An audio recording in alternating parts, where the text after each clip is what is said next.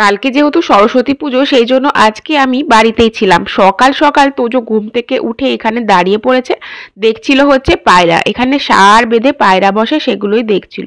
আর আমি খেয়ে নিলাম গরম গরম 1 কাপ চা। সেই সময় কিন্তু ঠান্ডাটা ভালোই ছিল। পরের দিন সরস্বতী পুজো ছিল। আর এই যে তোজোর আর পায়রা দেখে আনন্দ ধরে না। তোজোর ব্রেকফাস্ট শেষ হয়ে গেছে, এবার আমিও ব্রেকফাস্ট করে নেব। আর মা আজকে বানিয়েছিল গরম গরম মটরশুঁটির কচুরি, তার সাথে হচ্ছে আলুর দম।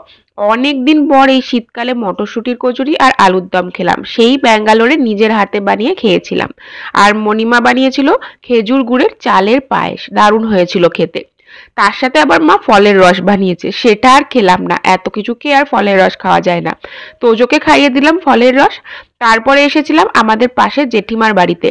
এটা কিন্তু আমাদের একদম আদি বাড়ি, মানে আমার ঠাকুরদার বাবার বাড়ি। এটা লাল মেঝেগুলো দেখো, এগুলো কিন্তু একমাত্র পশ্চিমবঙ্গের বাড়িতেই দেখা যায়।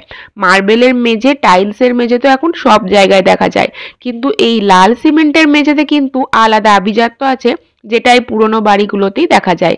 তবে এই বাড়িটার জানলা টানলাগুলো সারিয়ে রিমডেলিং করেছে, কারণ একটুখানি রিমডেলিং না করলে, দেখভাল না করলে পুরোনো বাড়িগুলো তো টিকবে না। তারপরে আর দেখতে দেখতেই ভাই চলে এলো সরস্বতী ঠাকুর নিতে। সরস্বতী ঠাকুর নিয়ে বাড়িতেও চলে এসেছে। আমি আর তো যাবো ভেবেছিলাম, কিন্তু ওয়েদারটা আজকে একদম ঠিক ছিল না, মেঘলা মেঘলা ছিল বলে আর বারবার যাতায়াত করলাম না। কারণ একবার আমাকে এখানে শ্বশুরবাড়িও আসতে হবে নিশ্চিন্তপুরে, কারণ আমার শ্বশুরবাড়ির পাড়ায় একজনের পৈতে আছে, তো সেটাই অ্যাটেন্ড করতে আসবো। যাই হোক না কেন, ভোজ তো ছাড়া যায় না। আর বাড়ি আসার পথে দেখছি সার বেঁধে সরস্বতী ঠাকুর বিক্রি করছে, কাল যেহেতু পুজো। বাড়িতে এসেই স্নান টান করে তোজোকে আগে খাইয়ে দিলাম, কারণ ভোজ বাড়ির খাবার তো তোজোকে দেবো না, সেই জন্য পেট ভরে গেলে আরও জ্বালাবে না। তারপরে আমি এই শাড়িটা বার করে নিলাম। এই একটা নতুন শাড়ি ছিল, তবে এর সাথে ব্লাউজটা আমি বানাইনি। ব্যাঙ্গালোর থেকেই একটা বানিয়েছিলাম ব্রোকেটের ব্লাউজ, যেটার সাথে এই শাড়িটা বেশ ভালো ম্যাচ করে যাচ্ছিল।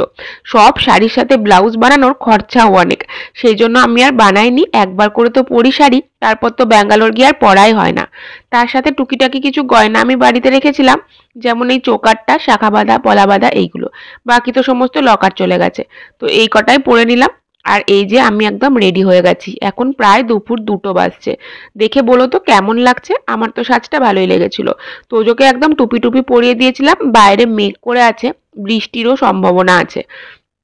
নেমন্তন্নটা ছিল দুপুর বেলায়, যেহেতু পৈতে বাড়ি সেই জন্য।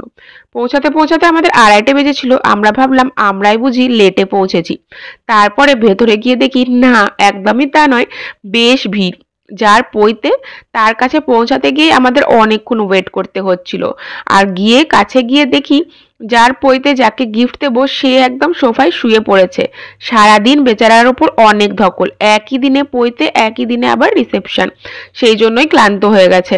আর তারপরে খাবার জায়গায় গিয়ে দেখি সেখানেও প্রচুর ভিড়, প্রায় 800 সাড়ে 800 নাকি মানুষ হয়েছিল। আর জায়গাটা অতটাও বড় ছিল না, সেই জন্য ওয়েটিং ছিল বলে নিচে গিয়ে আগে একটু পাকোড়া খেয়ে নিলাম। শুধু শুধু দাঁড়িয়ে থেকে তো লাভ নেই।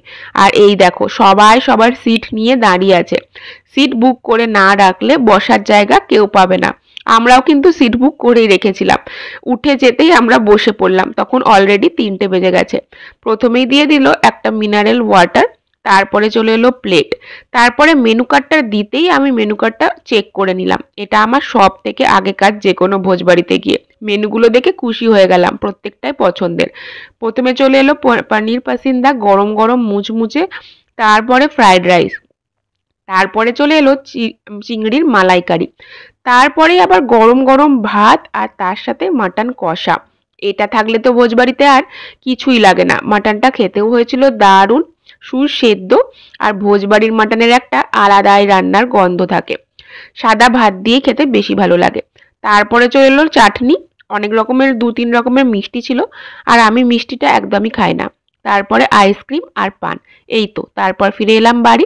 ব্লগটা ভালো লাগলে অবশ্যই লাইক, কমেন্ট, শেয়ার করে দিও। চ্যানেলটাকে কিন্তু অবশ্যই সাবস্ক্রাইব করে দিও। এরপরেও আরও ইন্টারেস্টিং অনেক ব্লগ আসতে চলেছে।